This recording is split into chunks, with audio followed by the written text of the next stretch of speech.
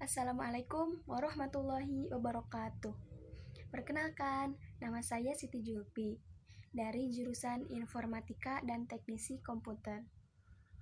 Pertama-tama, saya ucapkan terima kasih kepada Bapak Lido yang telah memberikan begitu banyak ilmu di mata kuliah P3KP yang insya Allah sangat bermanfaat bagi saya, umumnya bagi semuanya. P3KP itu adalah kepanjangan dari Program Pembinaan Pencarian Kerja pertama. Nah, di sini saya akan merangkum seluruh materi dari mata kuliah P3KP ini. Poin yang pertama yaitu bagaimana cara melamar pekerjaan 98% agar diterima. Nah, salah satu cara terbaik yaitu dengan mau bekerja tanpa harus dibayar. Dalam artian bekerja dengan sungguh-sungguh agar perusahaan itu percaya gitu kepada kita. Nah, di sini caranya itu menggunakan metode STAR. STAR itu adalah kepanjangan dari Situation, Task, Action, Result. Situation itu adalah menceritakan pengalaman situasi kerja kita. Task yaitu menceritakan pengalaman apa saja yang pernah dikerjakan di tempat kerja kita dulu. Action adalah menceritakan kondisi yang dilakukan untuk menyelesaikan pekerjaan-pekerjaan perusahaan kita dulu. Result yaitu hasil yang telah kita kerjakan, apakah membawa perubahan yang lebih baik itu terhadap perusahaan itu. Terus poin yang kedua yaitu cara benar menjadi orang kaya. Nah, definisi kaya itu adalah kondisi di mana orang mampu untuk bertahan hidup dengan gaya hidup yang dia mau tanpa harus bekerja. Untuk menjadi kaya harus memiliki wakil kerja atau aset. Nah, kita harus tahu dulu kebalikan dari aset itu liabilitas. Nah, liabilitas itu menghasilkan spending, sedangkan aset adalah menghasilkan income. Aset dan liabilitas ada dua. Yang pertama aset satu yaitu visible, yang kedua aset invisible atau tidak terlihat gitu. Yang kedua spending itu ada 5. Yang pertama spending aktif, yaitu pengeluaran kita sehari-hari gitu. Yang kedua spending pasif. Nah, pengeluaran yang ketika kita tidur pun itu keluar biaya gitu.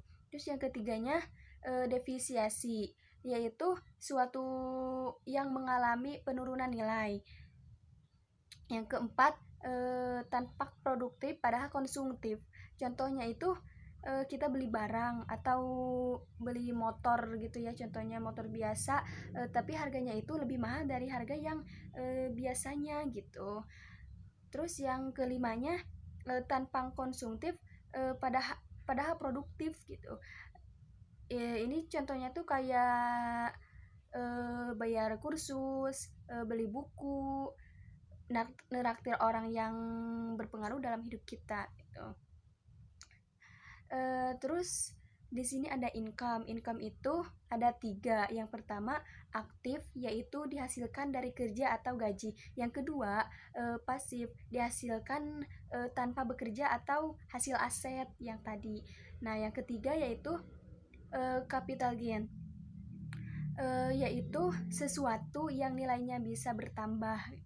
Nah, terus di sini ada investasi. Investasi itu adalah upaya menyisihkan dana untuk membangun aset.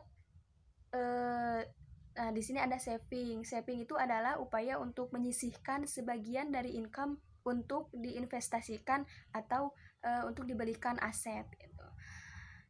Nah, income adalah penghasilan. Income itu sebaiknya efektif.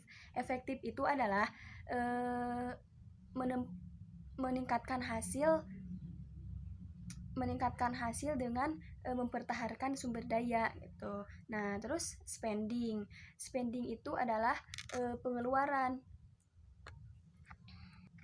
Nah, spending sebaiknya efisien. Nah, efisien itu adalah pengeluaran atau modal, yaitu menurunkan pengeluaran dengan cara membeli yang dibutuhkan saja gitu. Terus poin yang ketiga yaitu budaya kerja yang unggul. Nah, di sini ada beberapa poin yang harus ada beberapa poin. Nah, poin yang pertama itu dapat dipercaya, dapat diandalkan sampai kita tuh jadi orang yang terpercaya gitu. Yang ketiga gostak miles, yaitu memberi lebih dari apa yang diterima dan berusaha menjadi yang terbaik gitu. Nah, yang keempat yaitu berakhlakul karimah, bisa menghargai orang lain, serta selalu berhusnuzon, berperilaku menyenangkan, memiliki rasa tanggung jawab. Nah, dalam artian kita tuh bisa menyelesaikan tugas pertama sampai tugas yang selanjutnya gitu. Itu tanggung jawab. Terus poin yang keempat yaitu ilmu-ilmu penting agar menjadi manusia yang produktif. Nah, gimana sih caranya agar menjadi manusia yang produktif itu? Agar menjadi manusia yang produktif itu, nah caranya yaitu kita tuh bisa membedakan mana pekerjaan yang penting dan yang genting gitu. Nah, yang pertama itu kan penting. Penting adalah suatu hal yang kebenarannya bisa membawa dampak positif terhadap positif yang baik terhadap kehidupan kita. Nah, sedangkan genting yaitu urgent dalam semua hal yang jika tidak dibereskan akan memberikan dampak negatif gitu. Nah, seperti contohnya itu seperti orang yang menyepelekan tugas sehingga baru dikerjakan mepet-mepet gitu deadline. Dan agar selalu tidak mepet, maka kita tuh harus ciptakan deadline semua gitu dan prioritaskan yang prioritas. Terus poin yang terakhir yaitu cara manajemen diri dan apa yang ada dalam kuasa kita. Nah, yang pertama yaitu mengerjakan segala sesuatu yang harus ngeplow. Yang kedua, kita tuh harus bisa mencapai titik akhir dari pusing, cemas gitu. Itu tuh harus kita hadapi gitu. Kita tuh harus yakin sebaik mungkin dan harus bisa kita hindari sifat cemas itu. Nah, itu. Terus yang ketiganya yaitu mencapai titik boring. Nah, jangan malah dialihkan kepada hal-hal yang lain. Tapi kita tuh harus menyelesaikan target dengan secepatnya gitu. Sebagaimana Bapak Lido mengajarkan cara menerapkan trik Pomodoro ya, yaitu dengan menggunakan jangka waktu 25.5.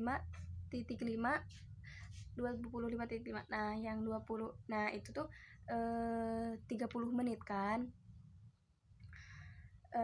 Nah, yang 25 itu untuk waktu 25 itu untuk mengerjakan pekerjaan yang belum kita kerjakan atau yang belum kita selesaikan gitu.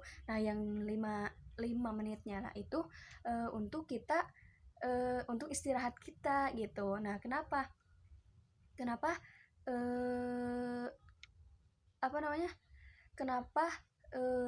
yang 25 untuk pekerjaan, yang 5 menitnya lagi untuk istirahat?